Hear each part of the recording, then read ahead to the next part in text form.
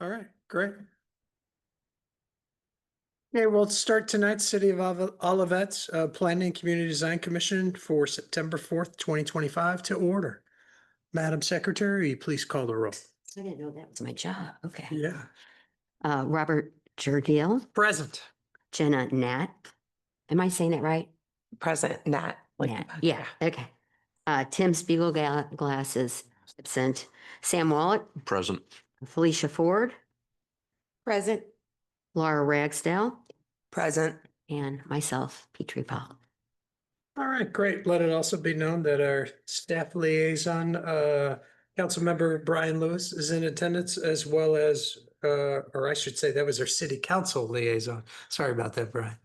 And as well as our staff liaisons, Carlos Trejo, Director of the City of Olivet's Planning and Community Development Department, Dawn Doty, Senior Planner, and Jack Carswell, Planning and Zoning Administrator. All right.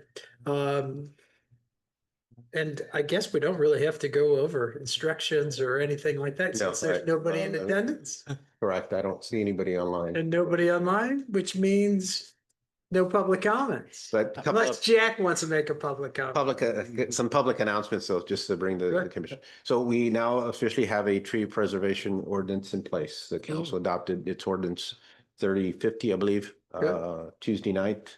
And there we held the public hearing back in August. So our meeting was the 21st. I think the council met on the 24th or 5th with a public hearing. There were two residents that commented, Ms. Todd and Ms. Cohagen, both expressing support for the ordinance, and they're appreciating the amount of time, effort the commission put, and also noting to the council the welcoming of public comments throughout the process. So I think that was a good positive. At the meeting Tuesday night, then which was the second reading, it was fully adopted and now is in place. Good. In there. So we'll be going through the semantics, getting stuff ready on how we're going to make the application, do the enforcement and application process of that. It'll take some process. We also noted to the council that, we assume this is just the first phase of some multiple phases regarding trees throughout the community. So just to fill you in on that. And then at the last council meeting, we'll kind of go over it a little bit later, but there was some comments about the solar panels and a request to kind of expedite the review process on that. We'll talk about that later and some of the issues that we've seen. Okay. Good. Okay. Thanks, Carlos. Okay, we'll move on to work session, item A, 2024 comprehensive plan. All right.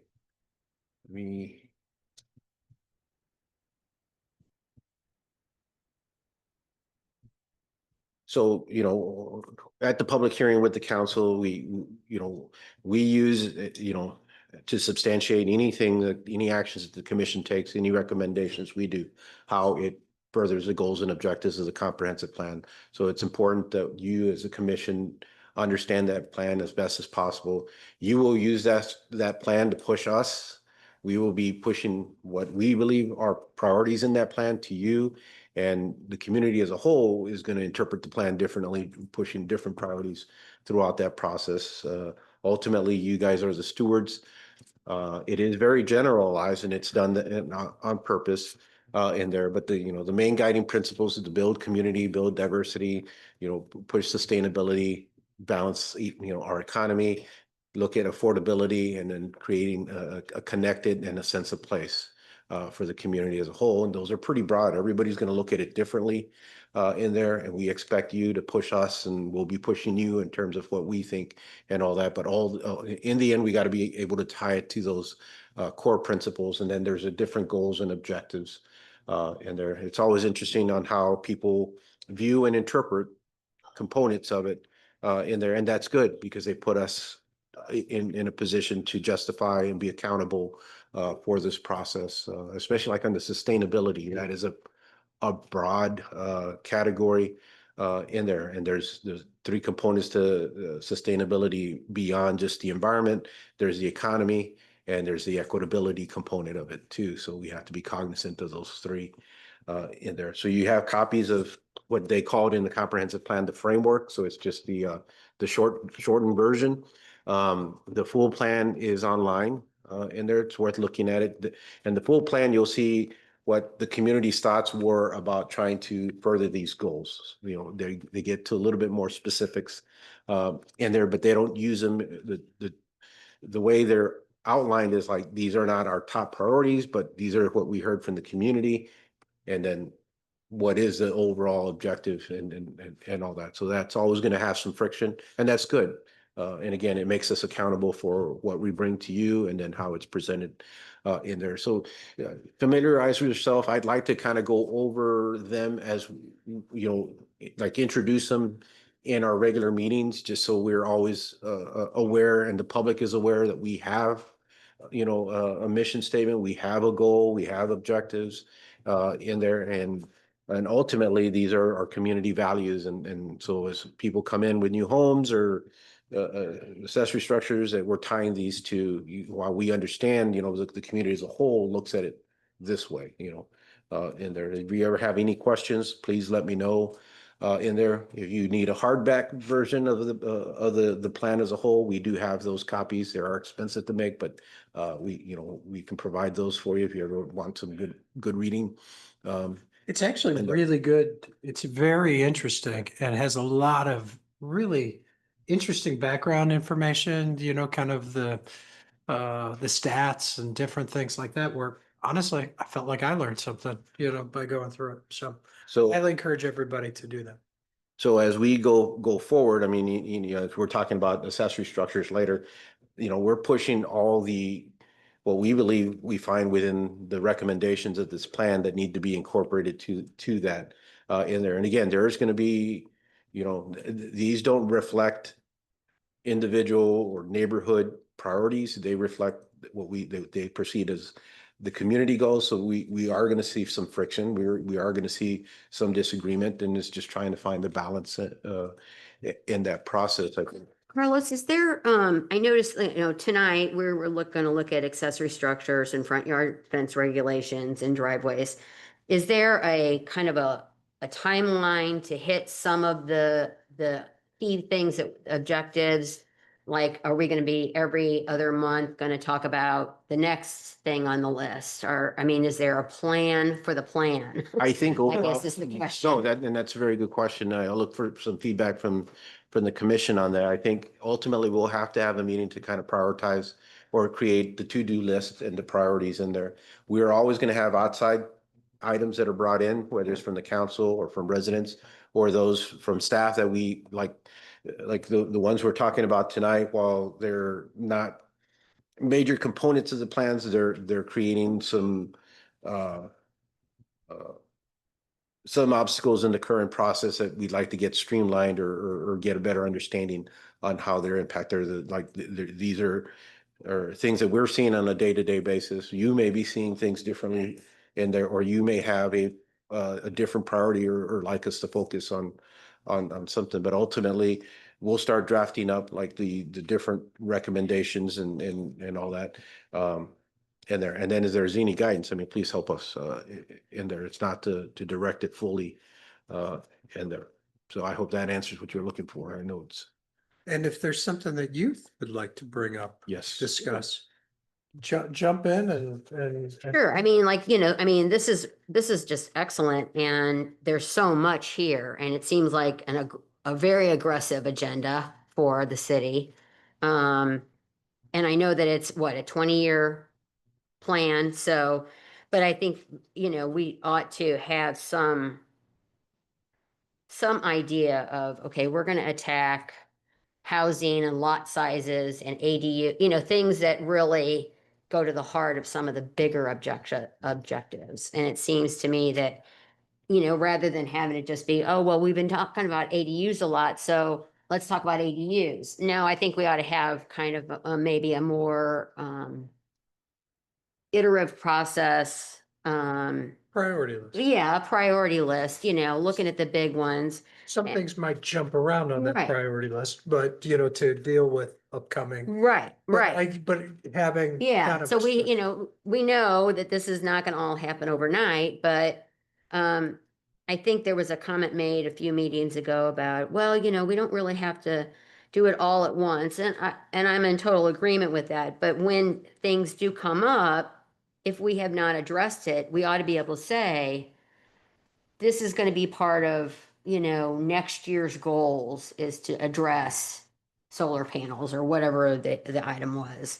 That we're working on these big categories first and then get to that. And it doesn't have to be etched in stone. It'd just be nice to say every other month, we're going to tackle something.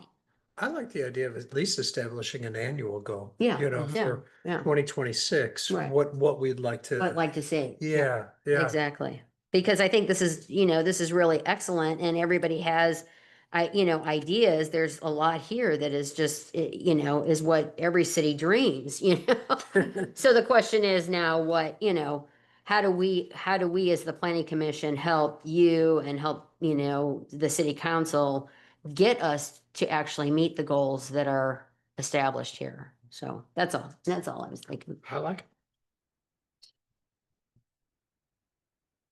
Else on those, or I'm not gonna go through each one of these, there's some, but I think as we go, opening the next meeting or so, just kind of remind those that are in attendance, what our goals are, and then maybe highlight one in there, Yeah, I think that's a keep it up great to date. idea. And Okay. kind of on that note, I'm sorry, No. just one more thing, and before I forget it, is that when we have a project that does address kind of a bigger global issue than maybe that specific thing, it would be useful to point to the plan objectives that this is meeting this objective or this is not meeting this Mhm. objective.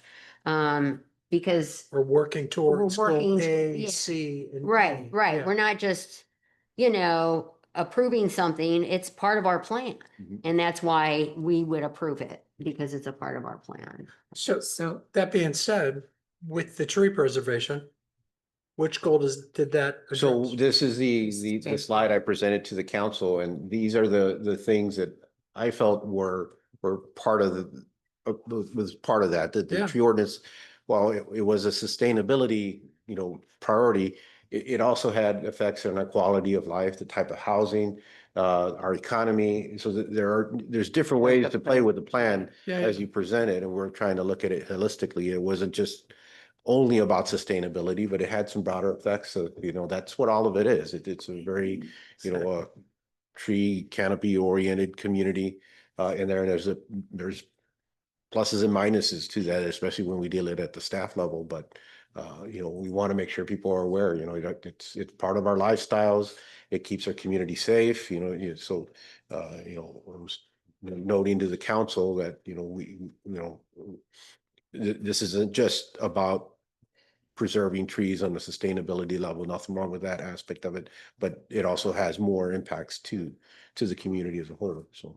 From some of my experience, I'm on another board that we do strategic planning, and we do it very beginning of the year, and then we set the guiding principles essentially of what you're saying, but we start with what we feel is the most lacking to place that priority, so that if projects come up or if an issue comes up, that is addressed first. If I was looking at this, my first tackle, in my mind, not having a lot of history with you all, is the connected and sense of place.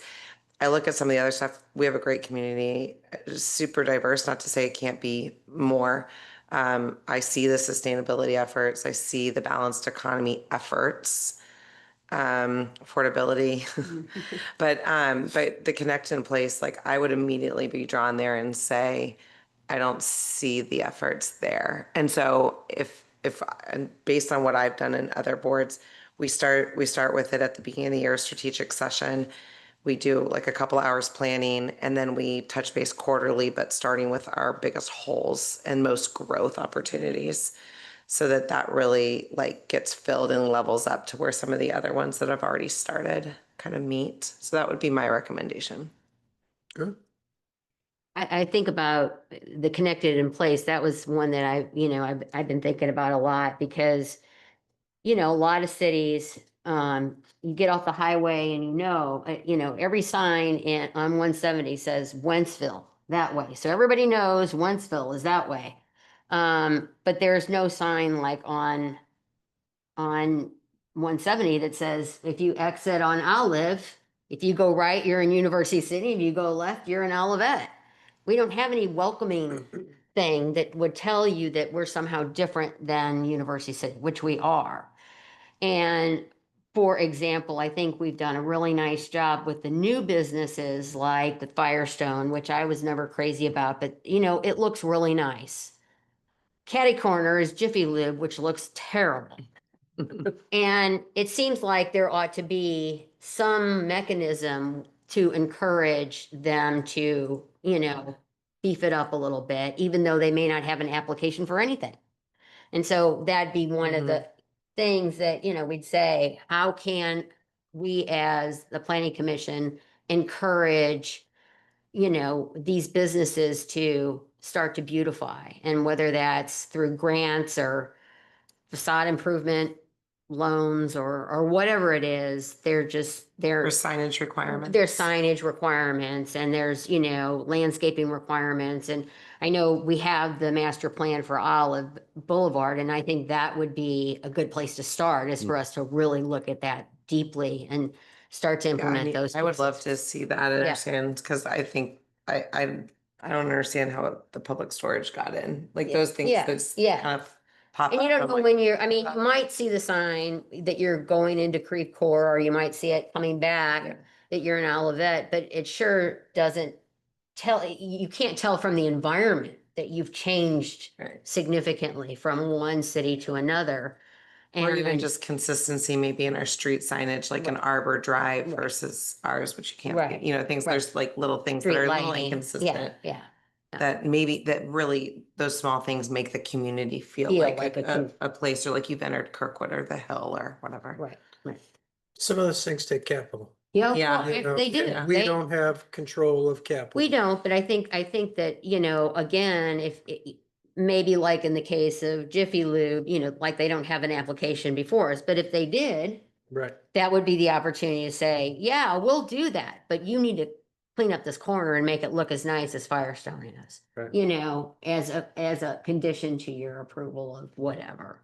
And then, you know, there are lots of things that can be looked at in terms of ways to get people involved. And sometimes it's just community outreach, you know, like Mhm. maybe the manager of Jiffy Lube doesn't even think about something like that, you know, but maybe a conversation with him would be all you need, or her, sorry. You know, speaking of that, Brian, how does the board feel about some of these goals and how they want to implement it, so that we're working kind of in conjunction and being able to help out? Or has that not been fully discussed? It hasn't been fully discussed. I mean, obviously Kate's well immersed. I was part of the plan that put this together. I think Yeah. part of it is as we goal set as well. But keeping in mind the board writes legislation. So legislation has to be brought to us, like, you know, the tree preservation was one of them.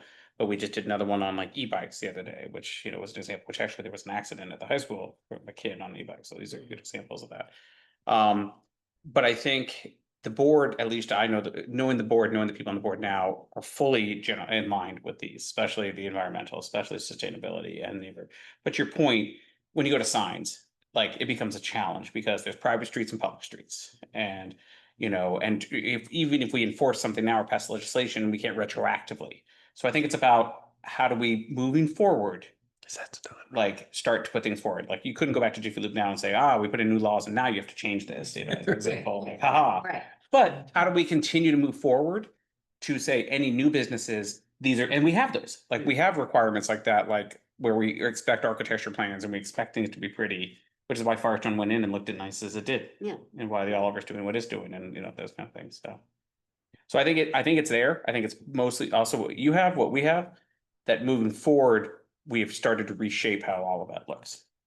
Yeah. But it just takes time to cycle out some of the old, I think. But if you guys have anything that you want us to look at specifically too, while we're kind of making our plans. Sure. I think that would be helpful so that we're working kind of in conjunction. Okay. Now, one of the things too, you know, and again, our role here is to hear and listen in there, but then things come up, so it's not to be adverse, to combat, but part of the process is making sure that we're communicating and getting that word out. We use the newsletter a lot to kind of identify or highlight some of the significant things that are going on or what we're implementing in that process. So there was just a couple of things I wanted to kind of note, but it's more just so you're aware what's going on. So like on the connectivity on that, our Parks Department does a lot of community engagement practices, and I really look at them, kind of pushing that aspect in terms of all the programs and things that go through.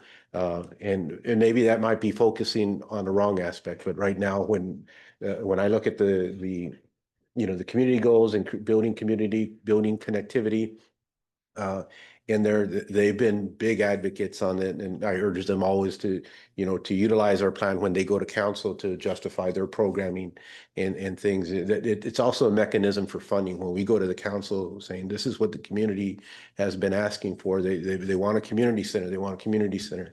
And that's how these things kind of grow. It takes a while on this process in there. And we've had some really good stories, and it's how best to get some of those stories out in there. The other improvements on identity along the corridor, there, back in 2002, everything was supposed to be as far from Olive and turned around, and that's why you have a McDonald's that faces the other way in there. So we worked hard to slowly change our ordinance requirements to bring buildings closer to the street, and then there's still that learning curve and how to improve that facade to really integrate with the street, and that's difficult. I mean, a lot of communities are, because the parking's always in the back now, people want to be right by the front door. So we're getting better. I think we look better than what's going on with our neighbors on both sides in many of these aspects. And it's articulating those so people are aware. And they're the other things that there's a lot of things, and maybe looking for guidance. Like a lot of times my position, and probably all of us here, is like we're here to listen and then push, and whether that's also an opportunity to inform in there, and not to make it like we're contradicting a statement, because I think these are all true what you expressed, all of you, but it's just to make sure that these plans do take long. They are 20-year plans in there. So remind us, or if it's okay, that every once we might say, yeah, but did you know that these things are happening? A couple of good stories is like the Hilltop neighborhood. I think Ms. Ragsdale is pretty familiar with it. It had no connection to the whole city. Now there is a dedicated, pedestrian way on Olive Boulevard to Aldi's. There is a new sidewalk being constructed on the west side to make sure it's integrated with the bike trail. And for me, that's like one of the biggest things, because this place was really isolated in an island of its own. And while these aren't that significant, you go back to 2000, I mean, it could have been its own little town. And at one time it was just going to be raised and nobody knew. It was like, in there, but now it is, the city spent funds to improve the sidewalk system, the street system, which of course leads to more traffic, but that's part of the balance of it. I understand, and just to make that now connected with the community, because it was isolated by 170 Olive and an industrial park, and whether they could get to City Hall or not, that was not an issue. Now there is a dedicated way to get through there without having to go through a street, and there we worked hard on trying to get those improvements in place. I'm wondering if, like to Peachy's point, is, I mean, a couple of us were really involved in this, but maybe it's worth once a month spending the first 15 minutes of the meeting covering just a summary, 2 or 3 slides of each of community and some of the main factors, then diversity the next time. And this, just to make sure that way we've all touched it. Everyone should read it too, but just a thought. So just heads up, and all that. And the other thing too, and I think Don knows the numbers better, but I think like 50% of our community moved here is at around 2015 to today. So, A lot of the history, you had commented. No, because most of the apartments weren't in place yet. Yeah, it would not have much to do with the apartments. It does have to, like, are the new apartments, because they would not have been recorded yet. The census information, it's actually the ACS, so it's just what is that? It's just an estimate, essentially, based on the census numbers. Well, I don't think I also think that we should be connecting with all of our volunteer, not just the Parks Department, because it's clear that, say, at Firestone, that Olivet and Bloom has taken a page out of U City, who has done an amazing job Yes. with their intersections. But that's mostly volunteer, and they get a small grant from the city. But that is all done through fundraising and volunteers out there weeding and planting and their plant sale. And so I think, it doesn't necessarily have to be the city that does the thing. Right. It can be, an organization, if we, we would support them in whatever way possible. Obviously, there are things that the city does to support that, but the funding piece is not primarily the city. So I think, calling on our partners like Olivet and Bloom would help as well. Yes, definitely. And they've been involved. I mean, they were integral to make sure that they were involved in the Firestone. Yeah, It it looks great. And here's a Jiffy Lube. Doesn't look that good today. 2007, but it was a pole sign. And again, I do agree that more needs to be done, and it's slow and incremental. Unfortunately, as planners, we work that is our, but we forced them because they were doing some remodeling to get rid of the pole and put the monument. Now, the landscaping, of course, can be significantly improved, and we can continue to do that. But yeah, we hear that from the community, and that, they want, aesthetically, a better looking site. Isn't it? The car itself. Yeah. Oh, I didn't even think of that. Yeah. And I need to do that, like back. Isn't that cool? Another thing too, of the discussion that Don can kind of talk about, like our Economic Development Commission has been talking about, like some type of facade improvement looking into those things, and looking at those means in there. So it's a lot of data to keep you informed, and that is our role to try to do that. One other location I'd call out, and actually goes to something that Petrie was saying earlier, was the Olivet Station, who did come in here, and Yes. we approved the overhang for their pumps. Where's that? That's Yeah, Oh. the bottom of Olive. Yeah, the gas station. And The it was- it used to be BP or something? Yes, and it was contingent on them following through on cleaning up the front there and putting out something, and that has not happened. Yeah, I mean, this is kind of what it looks like. It's got this one very sad planter. Still, I mean, really, that's how it looks right Yeah, now. that looks bad. And the overhang was contingent on them following through on that. That doesn't happen. So They have a timeline schedule. We knew MoDOT is coming through, and that's all getting replaced. So that's been kind of Okay. the thing.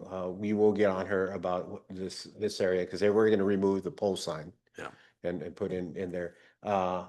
And they're making an application to submitting a liquor license to council that goes solely through council. But at this point, given where they're at and how slow they're moved, one of the things it requires is, the planning department to provide a recommendation. If they're in good standing with the community, then they also go through police background checks. And at this point, I find it difficult to provide that because of those issues. Yeah. They're aware of it. We've been trying to work with them. We know it's a small business, and we try to be as flexible as possible. But now that they're looking to expand it, I think they kind of cornered me that I can't. I would be you know, you guys would be on us if on them not meeting those goals. Yeah, so That's unfortunate. wasn't trying to make an example No, of but them too much. My broader point was like, even when they come back to us and we take advantage of it, there's always an enforcement issue with it too, even if they say it. So just something to, keep in mind when we're thinking through these. All right. Carlos, you mentioned MoDOT's going to start. Do you have a timeline? I'm just curious. Unfortunately, no, the Public Works Director's been a little bit frustrated. I mean, probably within the next 30 or 60 days, they'll be done. They're now on our side in there. We thought that they were going to be working at nights, but I have not seen that happen. So they've been closing the lanes during the daytime. All they're doing, it looks like, is like where there are potholes or such, they're just replacing concrete. And then they're going to do, it looks like it's going to be a really thin mill and then resurface it with asphalt. They're only going all the way up to, I think where the Taco Bell is at, the Taco Bell entrance. At that point, it goes from asphalt to concrete. So they're not doing anything past that concrete area in there. So that's where we're at.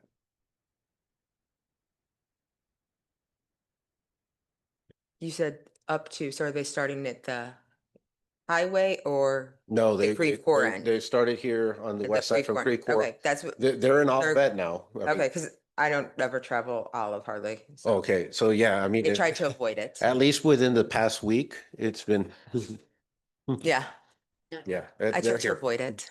So Okay. Okay, do we have anything else that we want to discuss with the comprehensive plan, or should we move on to item B? Let's move on to item B. Good. Child daycare or child daycare services, sorry. All right, let me get Can't back read to, Sheet. okay, we talked, somebody had brought that, again, every once in a while, something comes out of the blue, and this is a discussion. We've had this site for some time. It's the one here at the upper left. I think these are the slides we showed you last time. You know, that there is some interest. It's one of those, when the development next door, the Shop's Price Crossing was going through, we tried to persuade the developer, and then when the commission and the council, when they were going through the rezoning, to get that site acquired, because it was gonna be, it was small, it only had its own access, and somewhere down the road, it was gonna, you know, it wasn't, it was going to cap out and not be at its highest and best potential for that property. We had a dispensary that took a look at it, and there was some local opposition to it, I think, and a lot of concern about traffic and parking. I think some of those were reasonable in there. It would have been a really hard site to work with. It's 2 years later, it's still vacant, and I'm not getting much interest in it. They know it's on Olive. They think they can get Olive prices, but it's not very hospitable for change. We did have some election group that was there for a couple of months for short term in there, and then we had this request about using it as a child daycare facility. I also will note that I also got a call about an adult daycare facility, and that was a concern. And it was easy.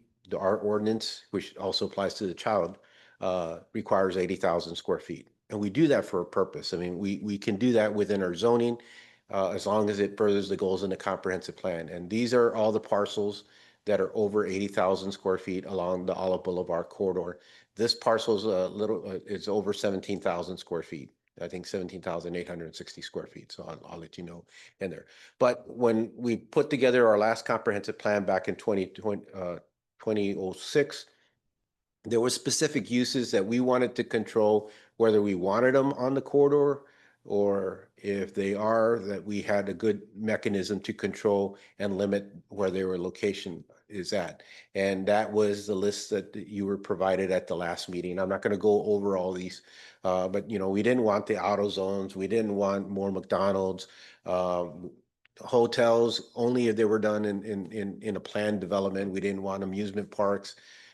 We didn't want more liquor stores and all that. So you use, 80,000 square feet as a mechanism of how to control those. You know, if you get a liquor store and they can be a tenant, you know, similar to the wine merchants, similar to Central Liquor, that's more palatable in there. But if they're going to be a standalone liquor store, we were trying to minimize the opportunities in the corridor. And we can do that in that process as long as we can further the goals and objectives of our comprehensive plan. At that time, the plan was to create a dynamic sense of place and to curate the tenant mix, which gave us the ability to limit things in there. We wanted to encourage like the Revel Cup in there. Prior to the comprehensive plan, they would have needed 80,000 square feet, but we extracted coffee shops and delicatessens and took them out of that list and put them in a list so we could encourage those type of uses. These, I don't want to say are uses that we wanted to discourage, but that we wanted to have levels of control in there and to minimize their opportunities on the corridor unless they're integrated with something bigger. And it's worked.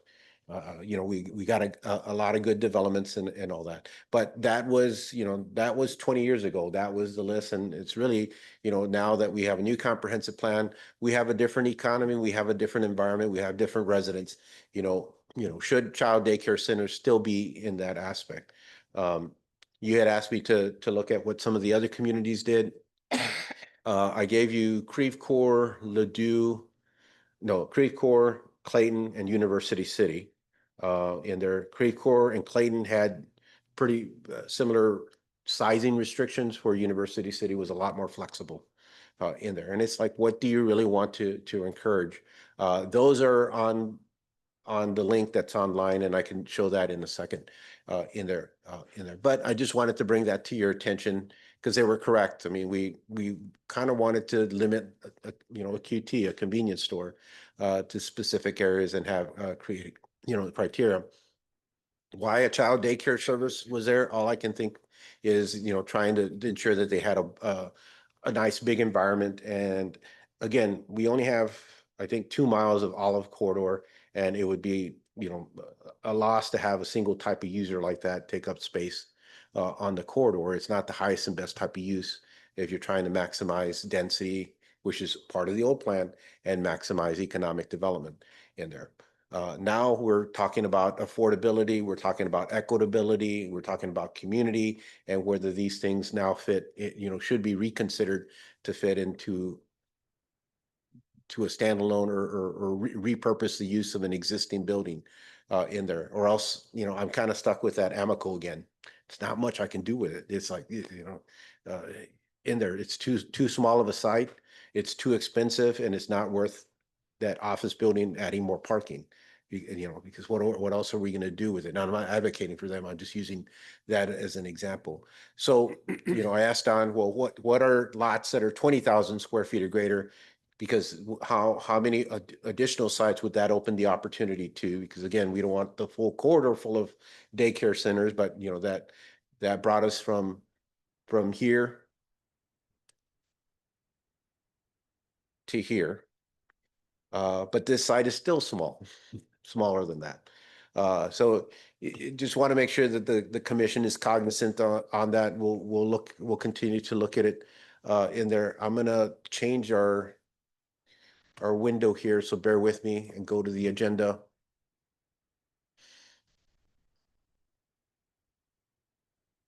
So here we're the current regulations, you can only do it as a special permit in the COR district, in the city center district, and then we allow it in the public activity district as an accessory. So that way, if you have a school and they want to provide daycare opportunities, they can.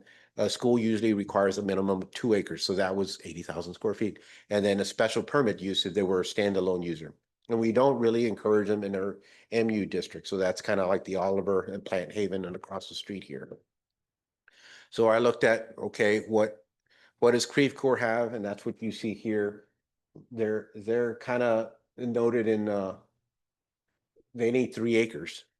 And they got a really nice one, a Goddard. I'm not talking about but there's that nice one along Olive in there, and that's a sizable site. But they got a lot of olive, to work with, and a lot of space that we don't in there. So I could see why they have that requirement, but it's a really nice, attractive development for a daycare in there. I looked at U City, and you can do it down to a 12,500 square foot lot area.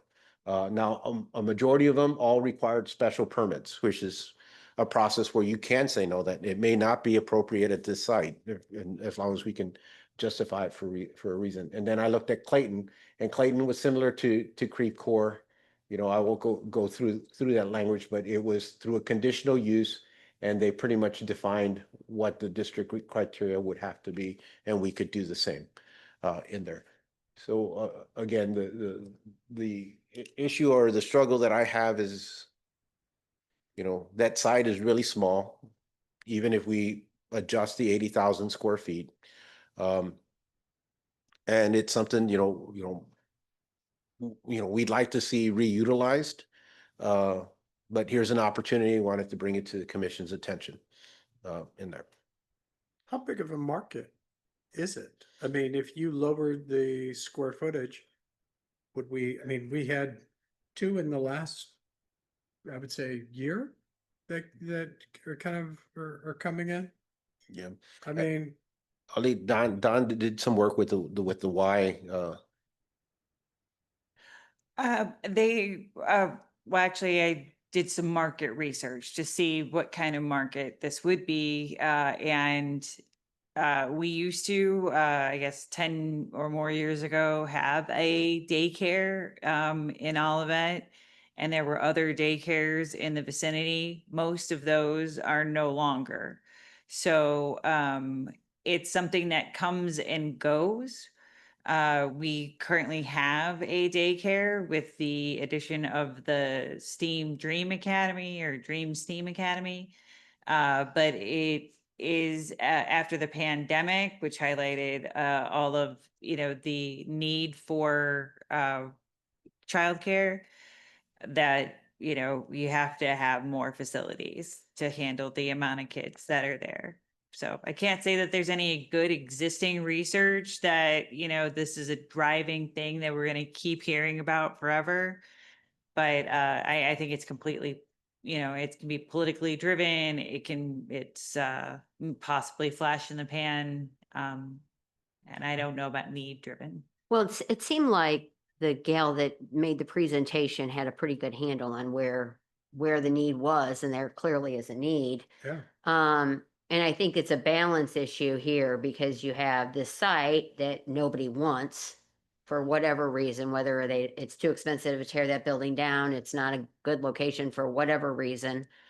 And then we have this other thing that wants the space, but doesn't technically meet the requirements. And I thought the way that we left it was, okay, well, let's first see what that would look like on that site, get the fire marshal out there and look at the state requirements and see if it's doable.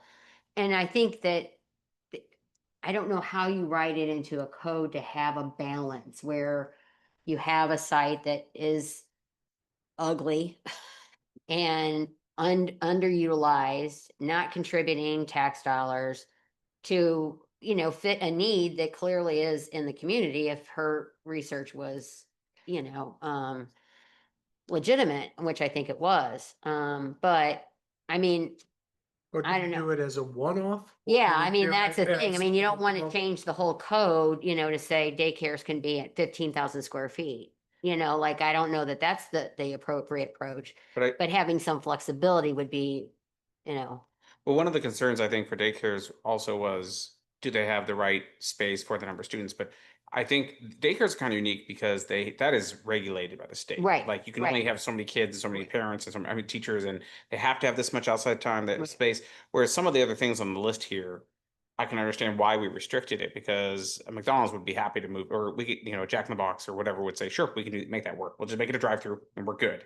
Where there isn't really a state code that says we could have a Jack in the Box that's massive, we could have a small one, Right. it'd be fine. My general view is I think there's less risk for daycares. One, there's not many people who are just jumping into the daycare world. Two, it's needed, regardless of the ugly building. But three, the state's going to take care of whether or not it's safe, I think, if that makes sense. It's less on us. Right. But Not perfect. but it does, it wouldn't really meet criteria for a typical variance because there's nothing unusual about the site that would suggest that, the space is, limited. It's a fairly flat site, so that's just not even really an option. So where does that leave us? Does it leave us saying, okay, well, look at these other sites that have 20,000 square feet? And you're right, the state's gonna tell them yay or nay, but I thought we were gonna look at that to see if that was even, in general parameters, whether that was gonna work. And if it wasn't, then it's a moot point. But we actually have somebody that actually wants to be in that spot, that we want somebody in that spot, because a vacant building is not something that I think the city of Olivet wants, is to have, Olive full of vacant buildings. Even if it was a one-off, I Yeah. feel like there should be some contingencies around, and we talked a little bit about this last time with her, but the same way there's ratios to parents, or sorry, to teachers to students regulated by the state, as a community that's trying to create a certain image and place, I feel like there should be a ratio of concrete to outdoor space. And I was personally questioning the allotted outdoor space she was presenting. And when I drove by it after that meeting, it's a very small lot with a lot of concrete. And I question how she plans to create an outdoor environment that, one, is suitable for children, and two, that is aesthetically pleasing and contingent on whatever bylaws we put in for finding community here. Right. It seemed like it was kind of getting squeezed in like a putting course on a backyard. It's not And the traffic, quite. and also the traffic issue of drop off and whether there was sufficient space for even that. And piece it of felt like she was trying to create enough parking to make it fit code, and therefore it squeezed the greenery and left really nowhere for a building improvement from the outside. And so that would be my concern. Even if we did this as a one-off, I'd want to see something that proved aesthetically improving the view from Olive. I think we could do that in a special use permit. Yeah, that's what I was gonna ask. Yeah. For child daycare centers, could we reduce the space requirement, but just make it a special use permit? Yes, and right now it does require a special use permit. Okay. One of the criteria is the 80,000 square feet, but Okay. that, again, that was just a number in there. So Can you go back to the slide before with the 80,000? And wasn't there an age limit she was put that on? It wasn't it just to like newborn to 3 or something I don't like that? remember.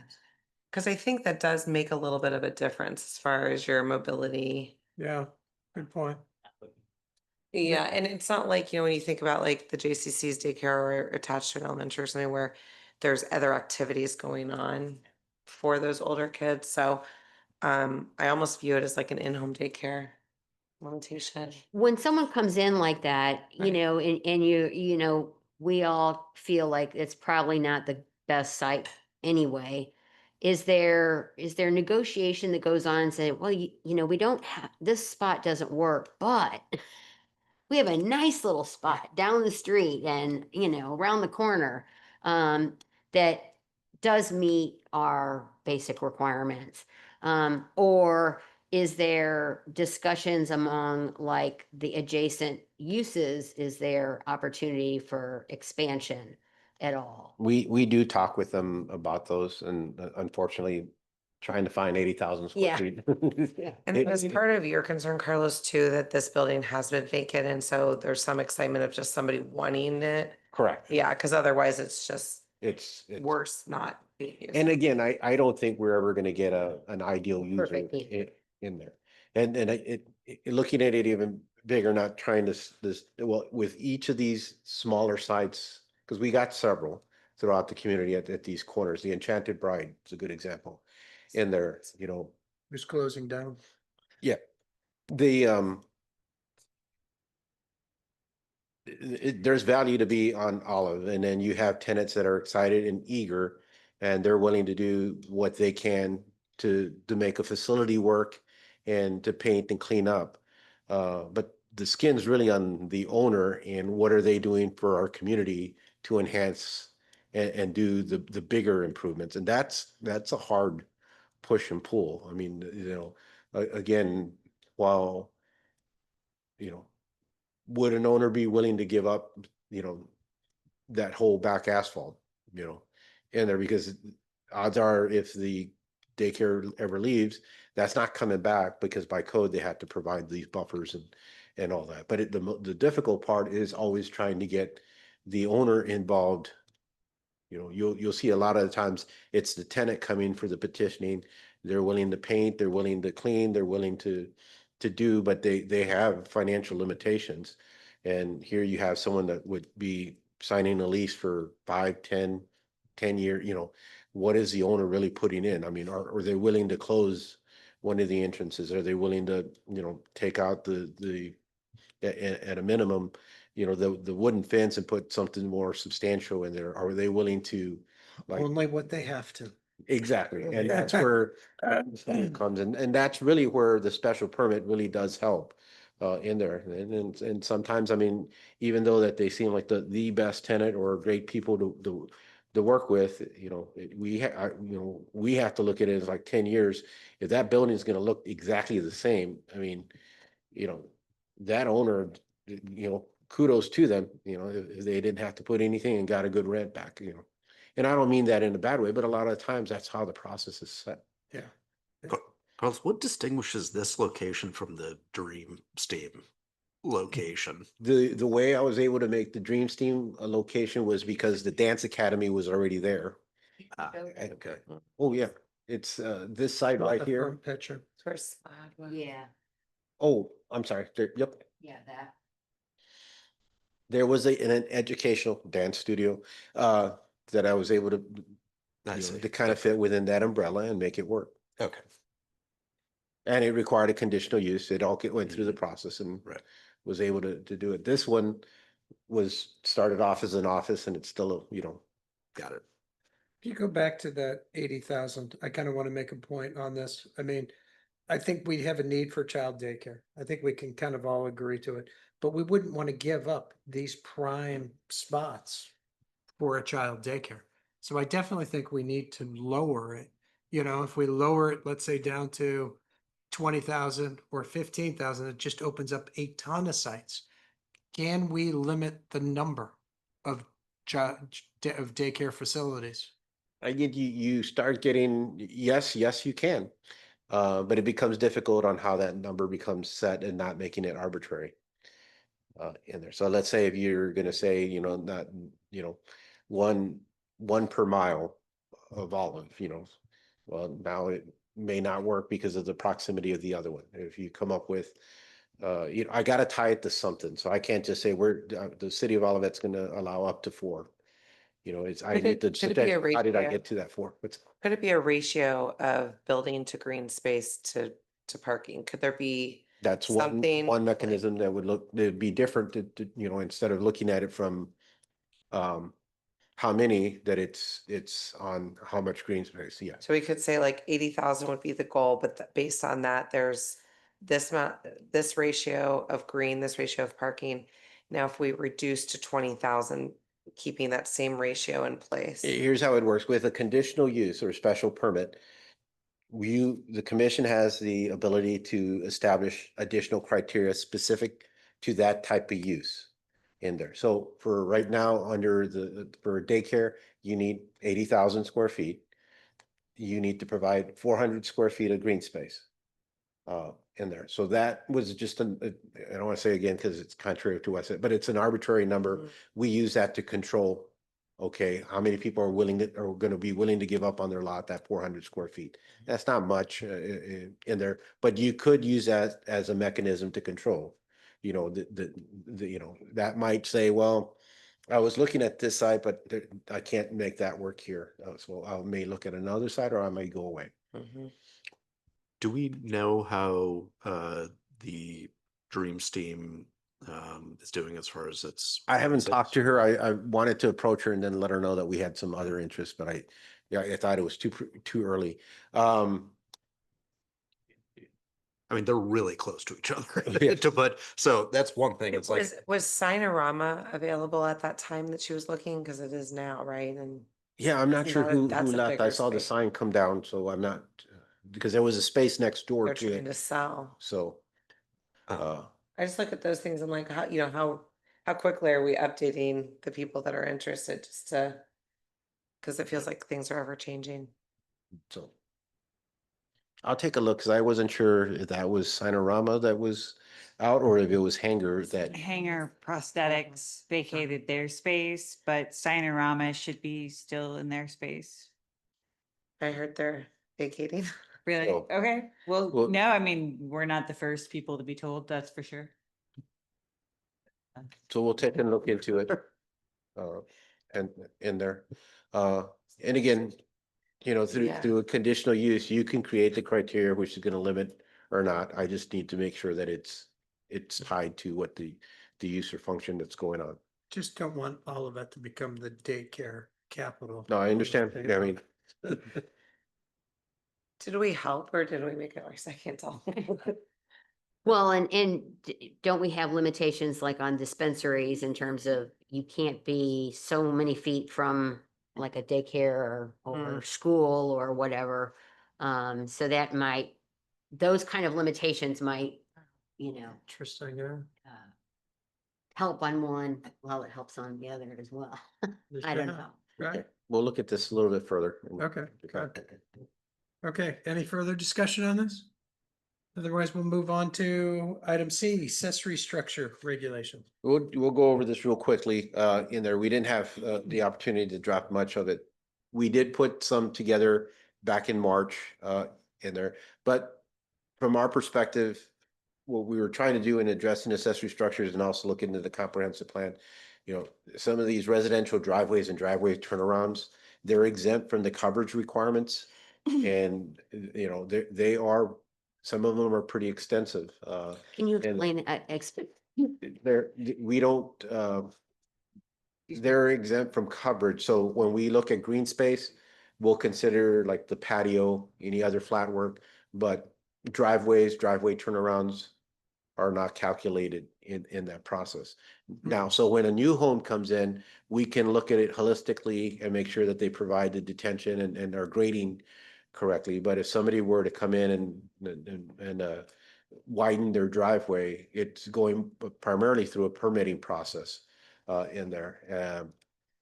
But some of these have gone, they've slowly expanded to become bigger and bigger in there. And nobody owns just one family car anymore. Cars are getting bigger too. Yes. Trucks, I So- should say, are getting bigger. So there are some, and we've had some properties where if you look at their front yards and you consider, they'll take up quite a bit of space if they have like the turnaround and then their driveway and all that. And it's what I think we're getting to a point where, again, my concern is more to ensure, like from the inspectors and the plan reviewers, that like there's a level of protection. Like if something gets to a point that we would rather have the commission input as opposed to us approving it in there, and we're getting pretty close to that as some of these get pretty big. Like a driveway, is a reasonable width at least 20 feet. There's one in Oak Estates that's about 30 feet wide in there. And The whole driveway's 30 feet. yeah, it's a 3-car garage right in the front on Payson. And it makes sense, but it's like, Yeah. wow, that's. And it's. a lot. So anyway, those are the things we're kind of taking a look at. It's like from a staff perspective of which ones are we starting to get uncomfortable? Because they are getting larger in size. We do have the ability to bring any petition that we feel uncomfortable with to the commission. But it's nicer when you can show them by code that, hey, this is too big for me just to approve on my own. This needs some input. The other is rear yard setbacks. Right now, we permit a lot of things 10 feet in there, and whether that, some of these lots are pretty narrow. So you could have, a detached garage 10 feet from the property line, a detached garage from the other property line, and you got 40 feet. And typically in between, there's the utilities and the easements and it starts getting harder to try to control or manage that. Well, I mean, holistically speaking, I mean, when you're talking about an ADU, and I'll just use my Mhm. house as an example, because I've got an extraordinarily long driveway that goes all the way in the backyard. And we thought about putting a garage back there, because our garage currently is just storage. But, you know, to do that, you have to have, you know, for an ADU, you have to have, you know, additional parking for whoever is living there, theoretically. Now you've increased, you know, your impervious surfaces, so that affects stormwater.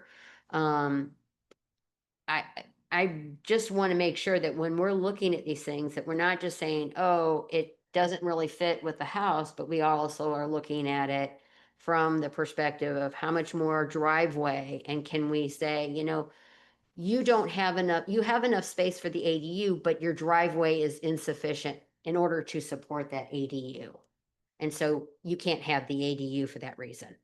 Or you cannot, your lot is not big enough to accommodate the stormwater and the runoff, that the driveway that would be required for the ADU. You know, I mean, like that there are tiers here that Looking at everything. looking at all the different things that are affected. I mean, you have it here, you have, you know, height and decks and stormwater. But I think we really need to start looking at these driveways, because that is probably the number one reason why we have so much flooding, is because we have all these impervious surfaces. And so before I would ever say, yes, let's do an ADU, I think we need to address the driveway in conjunction with the ADU, always. And then stormwater as a part of that.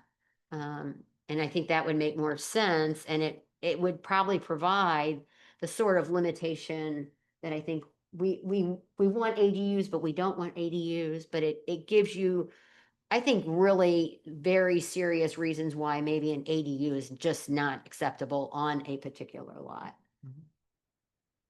Just my thought.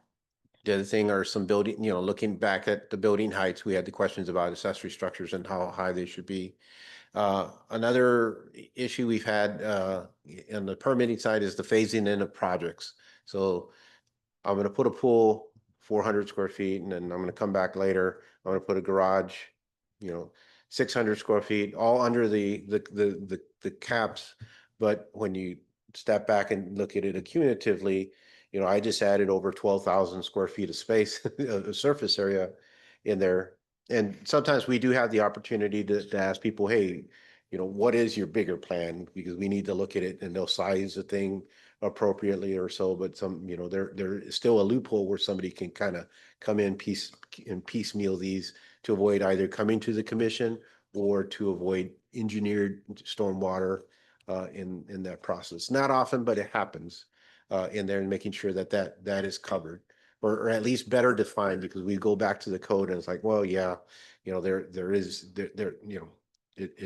does permit you to do this, and all that in there. Can we say the total accessory structures, the total square footage is over a certain amount, not just the size of what you're adding?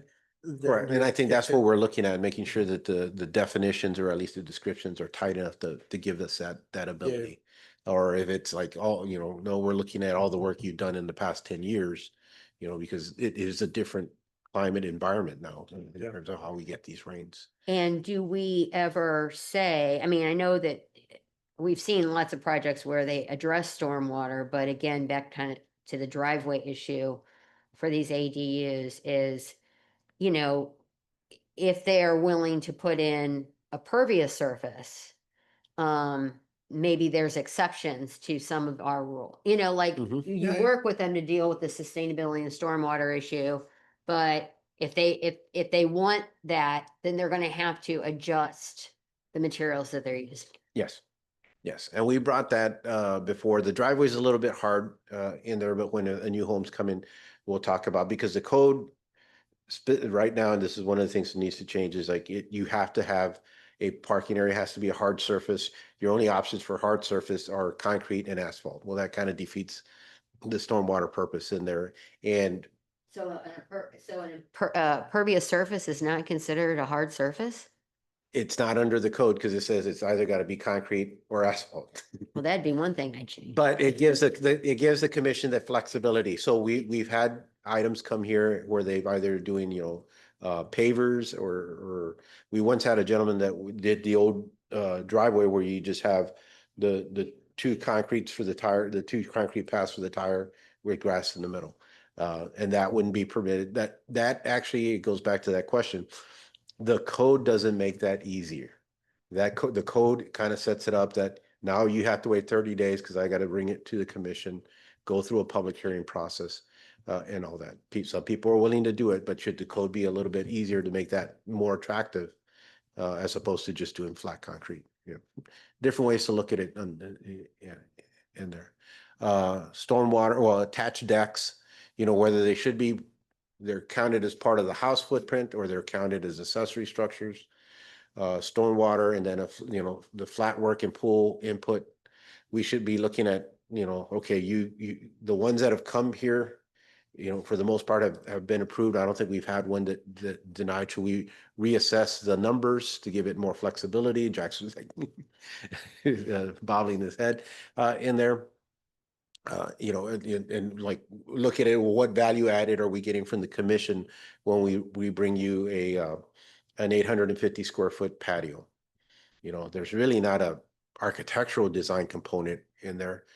They're submitting, some type of BMP in there. Most of the time, they're just going to say, "I'm going to have it here, and I'll design it later." So, is that worthy to bring to you, or is that something that if the code says you're going to get this square footage, you're going to provide this type of BMP?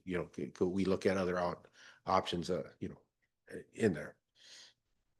Personally, I feel like if it's not like a three-dimensional structure and they're within the limits, I think staff can handle that.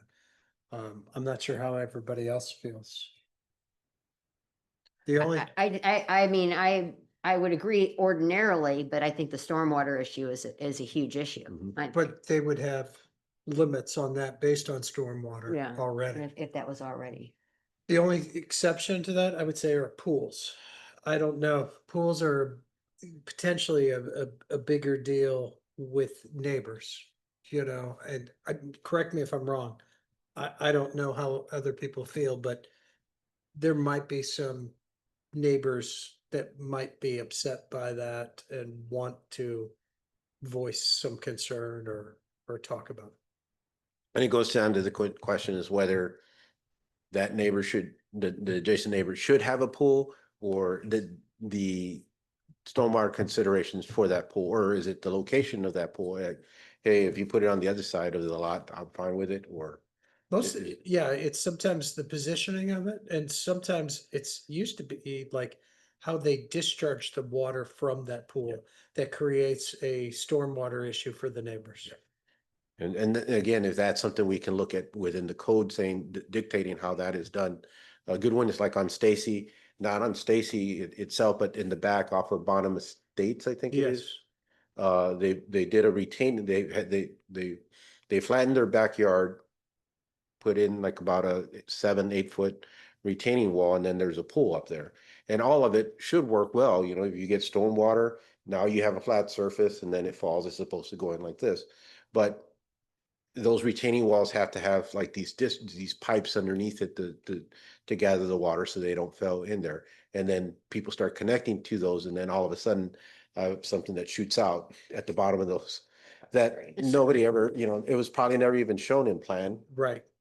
because we don't get into that specific detail. And then it was directed to, But it caused a lot of problems. it caused a ton of problems for like 5 neighbors. Yeah. The way the water rolled through, down the hill through those different properties. And so anyway, that's that accessory structure is not just about the structures themselves, but starting to have the broader conversation about those. Not to solve now, but Tim somewhere, his ears are burning. Heights, I think, are important. Yes. But I also, stories. I think it might be worth having a separate call out on story. I'm not saying which way we want to go, but I know he blatantly said, I won't accept anything that's 2-story. So I think height is one factor, Yeah. 1.5, 2 is a different conversation for the council, for this group to have, I think. When the conversation comes. Cause you could have one story that's 40 feet tall. Could, like a barn, or you could have one story that's 10, so it's just thinking levels are important too. You are always looking at the loopholes. I would be curious to know why Tim does feel like it's an absolute no on his part about height, because to me, I would much rather have a taller building than a wider one that takes up more space for stormwater purposes. And so the height doesn't really bother, height. Yeah, I didn't mean to open the discussion. Yeah, no, but we were talking about that and, I think we need to, dive a little bit deeper into what the issues are and, if there are good examples of where, an accessory structure has just gone amok. But I'd be curious, I know he's adamant, but I don't know why. The other thing that's part of the accessory structures are solar panels. Solar panels have always come to the commission, and there's sometime around 2012, they were becoming pretty popular. So we approached the commission because they almost kind of all looked the same, but at that 2012, they were also still kind of new. So there's a difference between a CD and a cassette tape. There was some thickness issues and things like that. So the commission agreed that they placed 3 criteria: that if they're parallel with the roof plane, so we didn't want people popping them up like this or anything like that. So they're parallel with the roof plane. So a flat roof, which has to do them, would come to would have to get commission consent. If they're compatible with the color, nobody ever came in with a pink or orange or so, but there were some blue and grayish colors in there that were concerned. What happens when the roof is a red roof, like a tile roof? Yeah, we were fortunate that we hadn't had. Have not had that It yet. would come to the commission Yeah, to get their okay. consent in there. And then that they were positioned or grouped together. It worked well for the ranch houses, but as we got the more complicated newer homes with the different roof lines and all that, I was uncomfortable of our staff approving those. So they would come to the commission in there. And then there was also the question about, can these face the street or not? So all roof panels by code, we have to bring to the commission. If they met the 3 criteria, we would just kind of inform you that we're going to issue permits to these. If they didn't, then we would actually have them voted on. In I have a there. question about that. Sorry, I'm standing because my No, I hurts.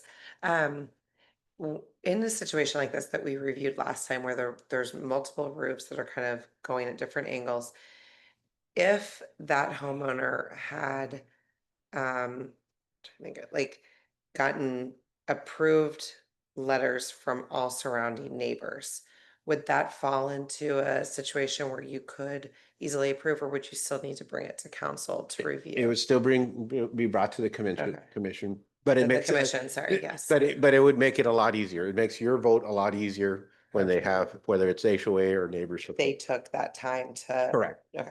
And that was part of the caveat too. I mean, part of the process you'll see and as a resident and owners, like, you want to know what's going on, when your neighbor's adding something.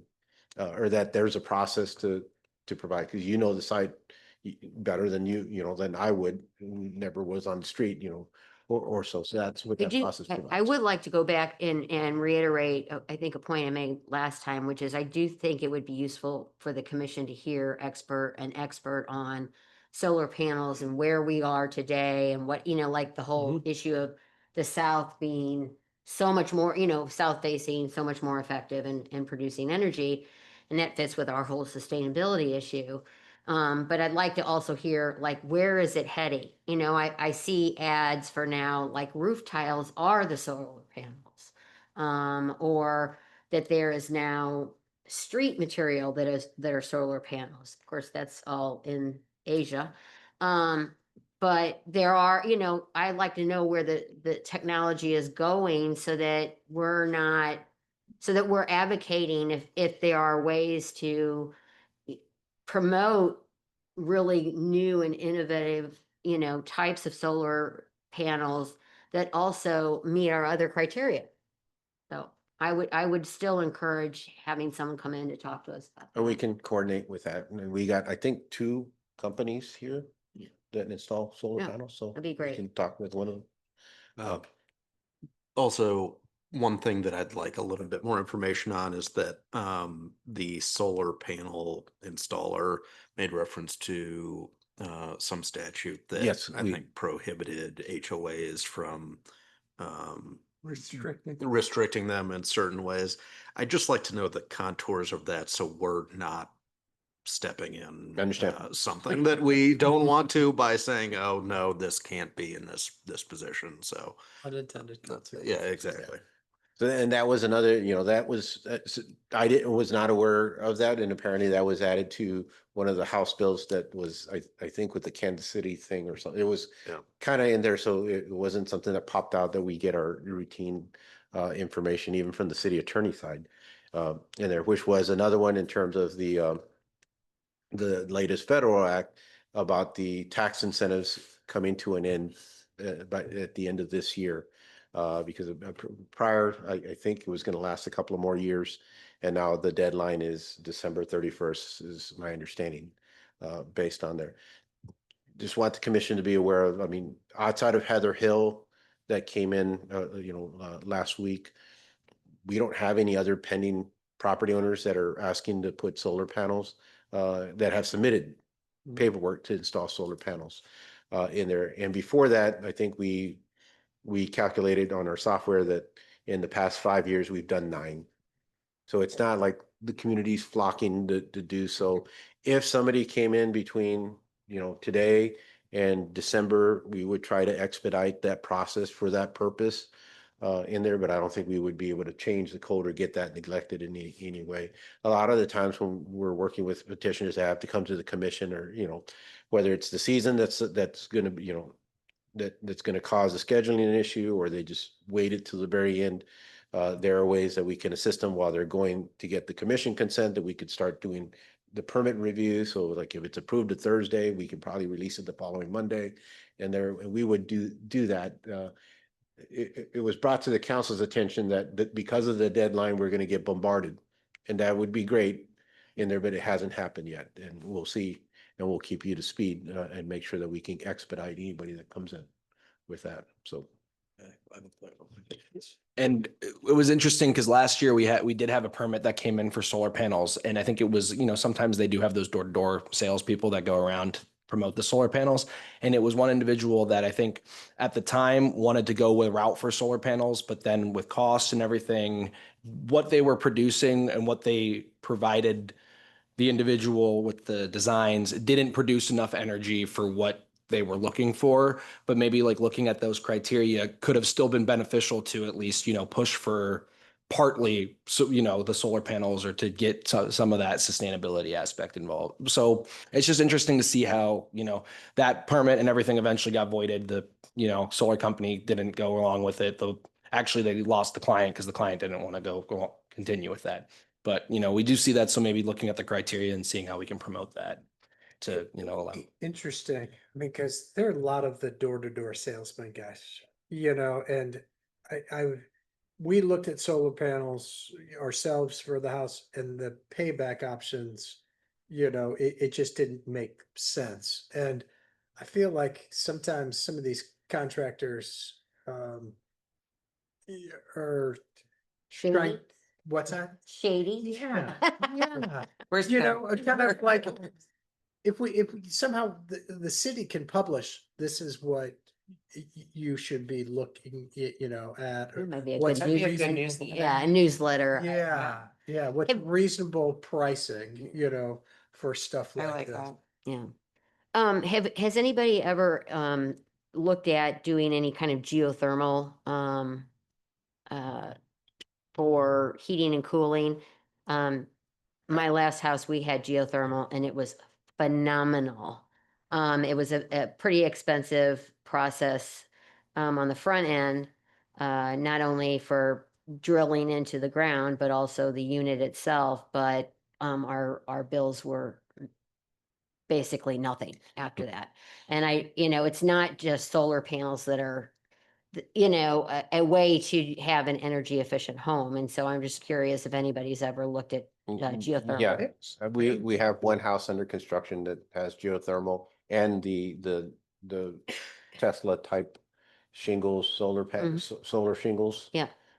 In there, and most of it is the cost. It's still pretty expensive. It's a big cost. We didn't end up putting it in, but we did have to replace the furnace and the pump.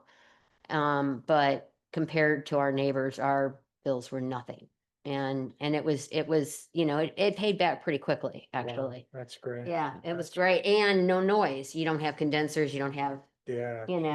it was a big deal. And I would encourage people to look at that as another option.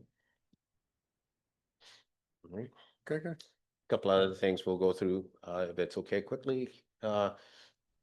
Fences again, fences between the house and the street, and establishing some criteria to keep it a little bit more consistent. We've had several that come to the commission, and for us, it's getting harder to say, no, you can't, or the code doesn't allow you. It's like, well, I can see all these others, so I want to try, and that's okay. But ultimately, I think we need to have more standardized in there. And I think what we're finding out that maybe, they should have an opportunity to go forward. And, just based on the design. So there's a couple of things that we may bring to your attention in regarding to that.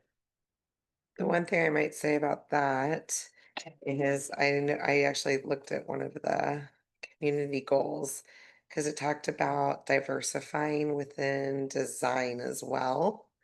And it's one of the things I think makes all of it so great. Now I can't find it, but essentially it was saying not standardizing the look, right? That all of that goal was to create diversity in design as well. So I would just say, while I think the idea of having some regulations around the fence is positive, we might want to be careful how it's worded so that we don't create too much regularity where everything starts to look like a development. Yes. Yeah. Although I would love to ban vinyl, white vinyl. But I know that's a very popular option. I hate it personally. I was trying to keep my opinion neutral, but I did see something in here when I was flipping through that really caught my eye, and I was like, yeah, I'm glad that the city's keeping that, because I think it's what makes all of it unique. Okay. Then we talked about driveways and the slope conditions, and again, what happens is, like in some of these situations, the vehicle ends up hitting the public pavement or the public or private pavement area because of the slope. And at that point, there, the homeowner either at that time or two homeowners down, it's like, well, how did the city approve that? It comes back to us in there. So we're taking a look at making sure that to having some type of standard for slope as it approaches to the street, but there are some that still need to be flexible. This house actually is up, in terms of its regular contours in there. So we'll be coming back with some criteria. Oh, and this is that 3-car garage one I was telling you. Oh, wow. Big driveway. Wow. All right, and I think that kind of wraps up, Chairman. If there's any specific good. questions on those other items. There's another 3-car driveway right across the street from me. Yes. One of thing them. I noticed in your report, you were talking about some standards for generators. Yes, and and those would be for the something else. accessory structures. Yeah. It just gives us a little bit more flexibility. Generators are becoming really popular. Before, we handled, like, it was minimal. Now I'm getting quite a bit in there. And for the most part, the placement hasn't been too big of an issue, but I think having some defined standards, we've had a couple of people that needed it in the front yard, some others on the side, and it just depends on what the characteristics of that lot were. You just got me thinking of, appearance as well as sound, Correct. We actually looked into a generator, and when we had a couple bids recently, like this past summer, and they all told us that they had to be placed in the backyard. They were really good about it. And I mean, the companies that came out to give us our bids, but I've seen some. we decided- It's yards. yeah, no, they told us no, based on like, they've had so many issues with other municipalities that they, because where I wanted to put it was more over, it wasn't in the front of our, it was in our backyard, but it wouldn't actually work where I wanted to put it, because of where like the gas line and everything has to be. And then it was gonna actually like sit underneath my bedroom window, and I was like, yeah, no. No, that's gonna defeat the purpose of me sleeping, so. Okay, good. Any further discussions on this or any of the previous? Seeing none, we'll move on to reports. Carlos? All right, remember our October 2nd meeting, I believe that's the date. We are canceling that, so we're working to ensure, because if we have a completed application, we have 30 days to make sure it comes before the commission, so we're working diligently to make sure that we spread it well between the next meeting in September and then the second meeting in October. I believe we have 2 pools that will probably be scheduled in 2 weeks to come to the commission. We got an application for a new home and an accessory structure. Those will probably be the second meeting in October. 2 homes, 2 new homes. Well, no, one new home, sorry, and then the accessory structure, yes, sir. Correct. So, we've been, coordinating that to ensure that we're not creating any conflict or having to request a special meeting. And the hotel too. Oh, yeah, and then the what we call Lot 6 of the Olive Crossing development, which is the hotel, that the plans have been submitted. We're going through the review. And we'll probably introduce those to the commission on October 16th. I would advocate, and nor would I have in front of you a motion. I think you should take some time, Yes. take a look at it, listen to public comments about there. They did reduce the height instead of, 5 stories, they're doing 4 stories in there instead of a 2 joined hotel system. It's only 1 hotel, the Courtyard by Marriott in there, and The same size as what they talked about? no, the number of units is a lot, is Lo- less too. less, okay. So I think instead of again, that 5th story provided up to the opportunity, I think there was gonna be 154 or 180 unit hotel. Now it's down to a 90 unit hotel, 4 stories 4 stores? Mhm. Okay. in there. Is Keely doing this as well? It is on their development, but it's the franchisee owner that will be constructing that. Do you recall the name? I know. They're out of Springfield. Yeah, Or is that really just how we call it? not Hospitality, local. so. In there, so I don't think Keely Construction was gonna construct it, it's on their side. Gotcha. So the developers also in discussion of, instead of doing the office building, which was gonna be a 6-story office building, I think like 300 square feet along with an attached garage structure. Unfortunately, that probably won't happen given the market conditions. The council did give them the opportunity to consider to do 2 restaurants in lieu of that, and I think they're looking at that seriously. They haven't had a committed tenant yet that can be expressed. I think they're in discussion. That's too bad because that was gonna be a nice focal point. It was gonna make the, true mixed use type of community for that area. But Yeah, I understand the world changed from 2018 to today. right.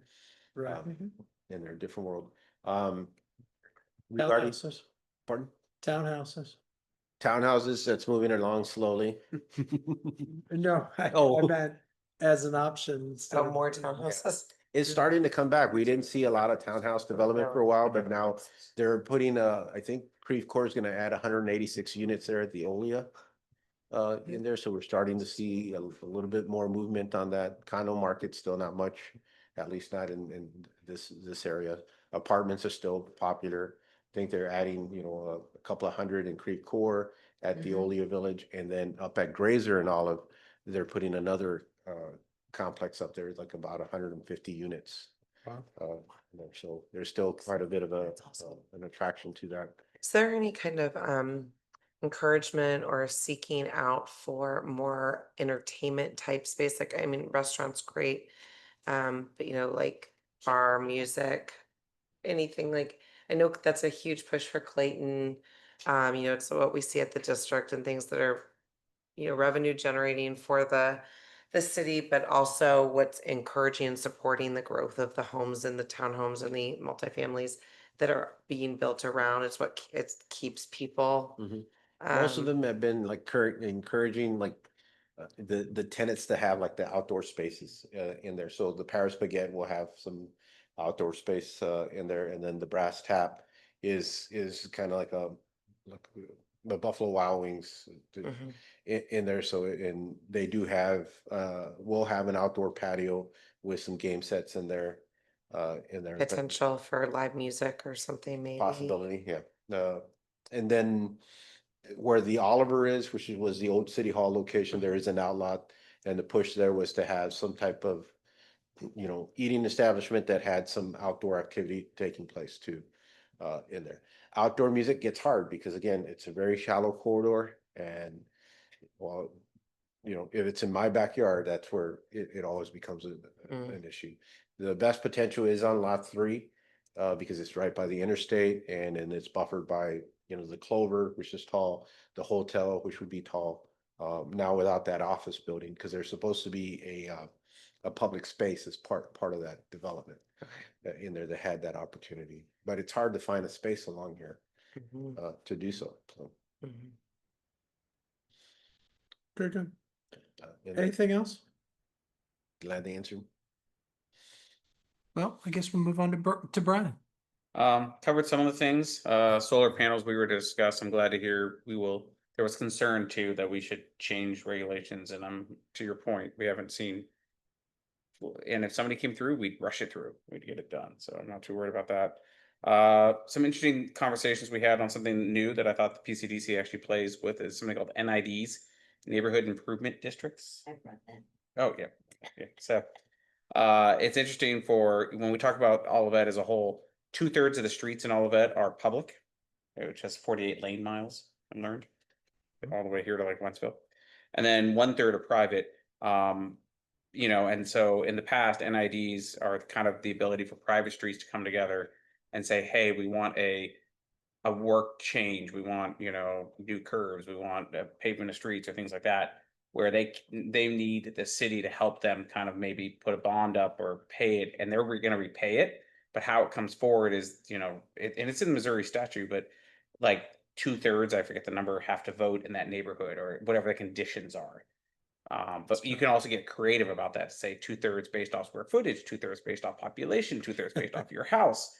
So then as a city council, we can kind of say, we agree or don't agree, that makes the sense. And we can either pay for it out of general funds and they repay us, we can issue a bond, or we can take a loan out and be the kind of creditor for, cosign, you might say. But it's kind of interesting because usually in the past, it was expected if a private street brought forward the NIDs, they had to then become public. And it's been learned recently that's not necessarily true. So they could still come through forward, submit it, look for that request, and stay private, because some people want to stay private. We could get that pretty sign, like Arbor Drive. So but it's usually private streets, private communities that are bringing this forward. But there's certain conditions. You can't be gated. You can't, you have to have accessibility, those kind of things. But it's interesting because some streets, we're talking about like we need to repave it, and that's a lot of money. Yeah, I And mean, if they can't get their whole group together, this is a way to do it.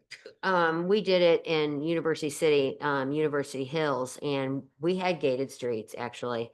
And it was the only way to finance. The Yeah. city financed it. They acted as the lender. Yep. For payments, if people wanted to pay Yeah. the full assessment or. They still pay it back. They pay it back, yeah. But it's over But 10 years.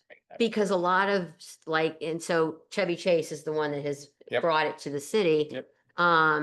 We don't have any collateral. So banks are like, no, we're not gonna lend you $275,000 to repay And- your streets. And so, it's a way for, we have to create the district and then all the mechanism for the financing, but it is a way for private streets and private subdivisions to do capital improvements that they would otherwise not be able to do. And I don't think the council was as agreeable to it. One, not understanding the code differently, and two, just different people in the council were much more open to this conversation. So I think it's going to be a very interesting swing. But I did also learn that generally moving things from private to public would be a strain on the city, because now you're talking service, you're talking snow removal, you're talking maintenance, you're talking, Yeah. we don't have a big enough nobody crew wants and to- all. yeah. So it's an interesting conversation to have. So I thought that was very interesting. I'd never heard of that before. So, Yeah. and PCDC, I think, could become a part of it too. Can, oh, sorry, ahead. can more than one private neighborhood join together? Oh, yeah. to Make, Yeah, Apparently, you the can city- draw the map however you want. Even However within you a want. private neighborhood, you can just draw half of it. Apparently, the city did it. The entire city was in it at one time. yes, I In knew that. 2000 In 95, I think it was 95, they offered it up to most of them. I think Yeah. my street, Public. Arrowhead was part of that Yeah. one. that was a big condition. Yes. But there are certain conditions to become a public street. You have to be so wide. You have to have certain conditions where some of the streets in our town are not wide enough. And that's another issue. You wouldn't want a snowplow going down that street. I don't know where that became law or if it was a requirement early on in that legislation, but Right. I know that that today you don't, that's not a condition. People have relearned or Yeah. learned better, and also there's different people in the council who are maybe open to it that weren't before. So, Can you use it for other things besides street? oh yeah, yeah. Any capital. Sign, you do light posts. You Light could use it posts. for that kind. Stormwater. Yes. retention. Yeah, yeah. So I bring it up not because the PCDC is going to act on it, but because I think the more people who are out there in the community, it, and if you live in a private street and you're talking to your streets, like if you didn't know about that, I mean, city manager might be, but I don't care. But like this is the kind of thing. It's like I think it's actually a great tool. Absolutely. So yeah, If the city has the money Yeah. to lend. So Yeah. where would a neighborhood get more information? you could City you could manager. reach out to the city manager, Jennifer Ackley, or you could ping me. I can connect you as well. The other thing I'll mention, there's trivia night this Saturday night at Five Oaks. It's almost sold out. The city council will have a table there. I'm sure we're guaranteed to win. So, but if you have anyone who's interested in a table, it's decades themed. So come on out, please. All right. Fantastic. Anybody else have anything they want to share? I was just gonna ask a question. Who puts together the newsletter? Who's in charge of that? It's it's a citywide collaboration. Kiana Fleming, who's our communications manager, she's kind of like the editor. So Okay. she requests all departments to kind of submit their So feed- articles in there. And if you need to get in contact with her. I think it's a great thing. I always like to receive it. I think it's real positive. I've been more informed by that than a lot of other things.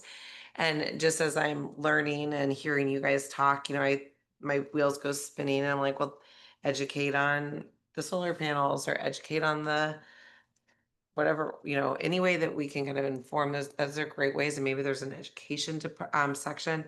And I put out a newsletter again for this other board I'm on, and there's always a diversity section as well, and we have people feed into that. So it just has me thinking because I read that a lot. It's a quick, easy, Mhm. great visual. Very. That's so much better too. Mm-hmm. Oh my gosh, absolutely. Yeah. All right, great discussions tonight. It was good. One thing before the gap. This was like, the EDC had the same type of discussion and it was more directed towards Don. Yeah, so the dining guide will be found in the next newsletter. So it's important to patronize your local restaurants and make them do well. Make sure they do well. We are thinking about doing other types of guides. There is also a walkability guide on our website. There's lots of things on our website, and the newsletter does help remind you that we have these resources available all the time, and they are updated. Do we ever on the I love the dining one. That's exciting because it's also like makes aware. Do we ever make note of WBE or MBE small businesses? We did an article. We still don't have like and Kiana's been working on trying to establish some policies or procedures in that. And we've had discussions, I think, with the council. It's like, how do you identify who and what? So I think 2 articles ago, we wrote one that I, talked about the artery, Becky J's down here at Olivet Center. the Domo and some other minority businesses that are unique, not just to Olivet, but to the whole region, Rebel Cup. And then, you know, some of their little stories behind them. And they were excited about it. Yeah. They were glad to be, you know, noted and mentioned. And it was kind of neat, but there's only so much space Yeah, that we could put to there. But I thought it was it was fun to do that. yeah. All right, like I said, great discussions. We'll adjourn at 8:44.